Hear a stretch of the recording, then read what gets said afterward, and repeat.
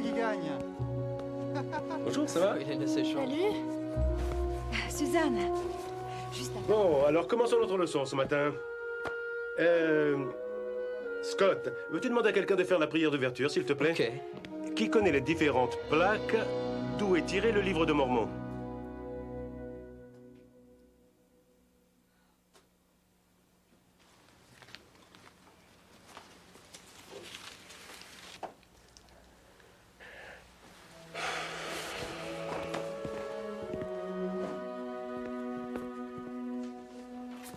Écoutez, c'est vraiment très simple.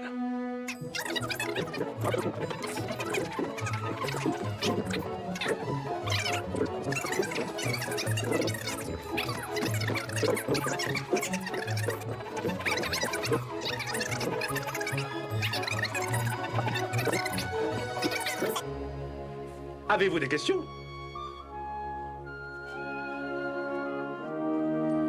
Pardon, frère Goldman. Toutes ces plaques, est-ce que c'est vraiment très important? Vous pensez peut-être que ce n'est pas important, mais je crois vraiment que ça l'est. Je pense vraiment que ça vous aidera à comprendre le livre de Mormon et le rendre plus réel. Bon, je vais devoir souligner ma leçon. Et j'ai préparé quelque chose. Cela va vous aider? Alors, laissez vos livres et suivez-moi.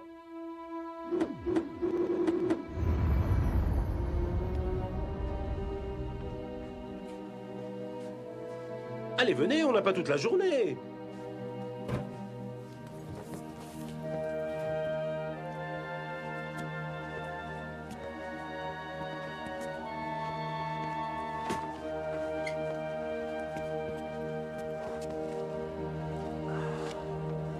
Bon, venez tous ici.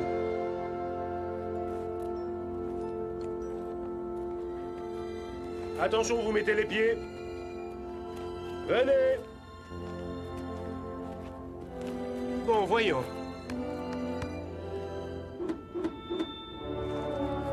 Très bien. J'ai préparé cette petite démonstration pour nous aider. Tout ce que je vais vous montrer ne sera peut-être pas exactement à l'échelle, mais cela vous donnera une idée. Tout ce dont nous avons besoin pour nous aider à comprendre comment le livre de Mormon a été formé est contenu ici même dans le livre de Mormon. Chad, Scott, voulez-vous ouvrir le livre de Mormon à la page de titre? Bien Oui. sûr.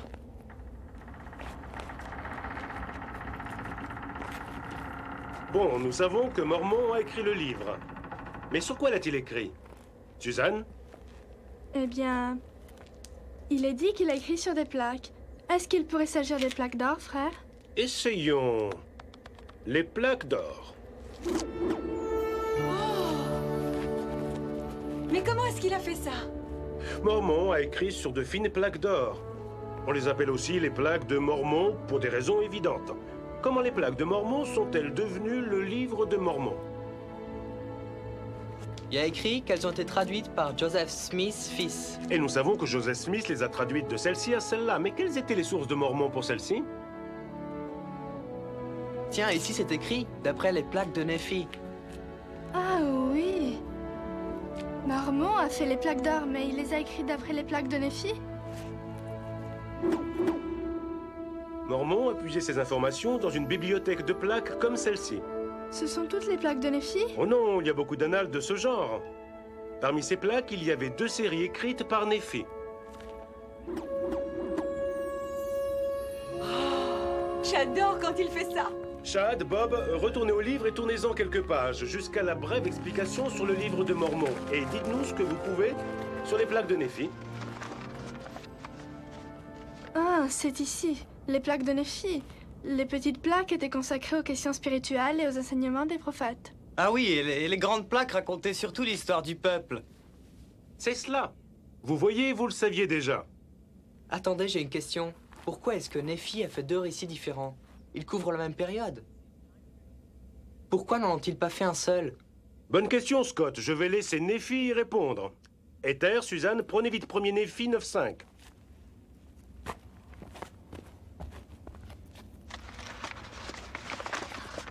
Ether, veux-tu bien lire le verset 5 à voix haute pour que tout le monde l'entende?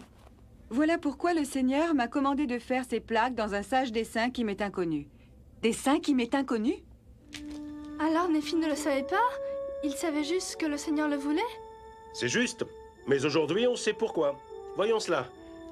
Hé les gars, grimpez vite là-haut et donnez-nous le titre du premier livre des grandes plaques, s'il vous plaît.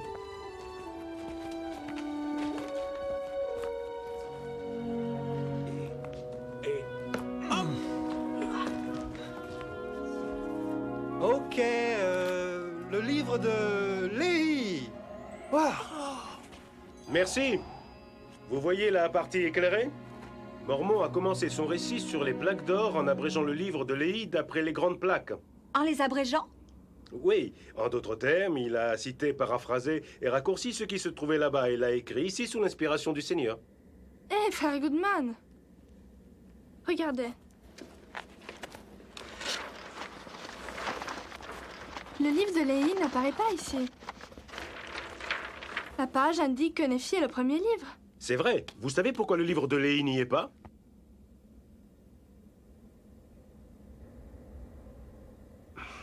Est-ce que vous vous souvenez des 116 pages? Ah, je me souviens, les 116 pages. Elles ont été perdues par... Martin Rhys. Oui, c'était le livre de Léhi. Est-ce que vous y voyez un sage dessin? Le Seigneur savait que le livre de Léhi serait perdu et a commandé que les petites plaques soient écrites pour couvrir la même période. Ça, je le savais. Parfait, passons le livre de Léhi et voyons la suite. Les gars, s'il vous plaît.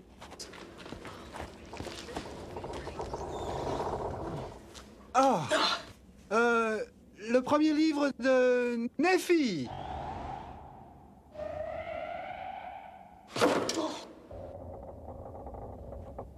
Hé, attendez une minute. Les petites plaques se sont éclairées au lieu des grandes plaques d'après lesquelles il travaillait. Bien. C'est justement ça qui est intéressant. Bien que la totalité des 116 pages du livre de Léhi ait été tirée des grandes plaques, Mormon passe ensuite aux petites plaques. Bon, tous les livres depuis Néphi jusqu'au livre d'Omni viennent des petites plaques. Attendez, comment est-ce qu'on sait? Eh bien, Mormon lui-même expliquait ce qu'il avait fait ici dans les paroles de Mormon, qui sont une brève explication pour relier les petites plaques au reste du récit. Ah, j'ai compris. Tout ce qui se trouve avant les paroles de Mormon venait des petites plaques. Oui, c'est vrai, mais J'ai deviné, tout ce qui vient après les paroles de Mormon a été abrégé des grandes plaques de Néphi, hein? c'est presque ça. Donc, après avoir inséré les petites plaques et écrit son explication dans les paroles de Mormon, Mormon revient aux grandes plaques et abrège cette partie du livre de Mosia à 4 Néphi. Vous voyez? Et c'est là que Mormon termine son travail. Que pensez-vous qu'il a fait ensuite? Scott? Je pense qu'il a dû faire le récit de sa propre vie, ou quelque chose comme ça. Le livre de Mormon. Il a écrit le livre de Mormon. C'est ça. Il a fini d'abréger les grandes plaques et il termine par ses propres expériences et son témoignage pour les gens de notre époque. Avez-vous des questions? Oui. Et ces deux derniers livres? Ah ah! Regardez les plaques d'or et vous verrez qu'il y a encore plusieurs écrits dont on n'a pas parlé. Maintenant, revenez à la page et dites-moi, s'il vous plaît, d'où vient cette partie du livre. Bob? Eh bien, le livre des terres est tiré des plaques des terres, je crois. Exact. Il faut que j'essaye ce truc.